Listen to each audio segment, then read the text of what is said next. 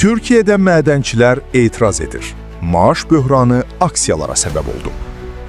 Türkiyədə mədən sektorunda çalışan işçilər maaşların ödənilməməsinə etiraz olaraq aksiya keçirir. Etirazların əsas mərkəzi paytaxt Ankara olub. Məlumata görə, Doruk Madənçilik şirkətində çalışan mədənçilər bir neçə aydır əmək haqlarını ala bilmədiklərini bildirirlər. Bu səbəbdən onlar işlədikləri bölgədən paytaxta doğru yürüş edərək səslərini dövlət qurumlarına çatdırmağa çalışıblar.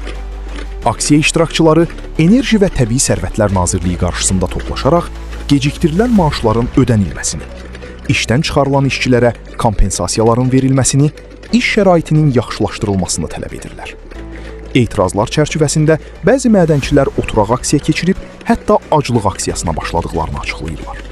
Hadisə yerində polis nəzarəti gücləndirilib və zaman-zaman gərginlik yaşandığı bildirilir. Hazırda məsələ ilə bağlı rəsmi qurumların danışıqlar apardığı qeyd olunur. Ekspertlər bildirir ki, problem həll olunmazsa, etirazların daha geniş miqyas alması ehtimalı var. Bu hadisə Türkiyədə mədən sektorunda sosial və iqtisadi problemlərin yenidən gündəmə gəlməsinə səbəb olur. Söz altında yox, göz altıda qalan.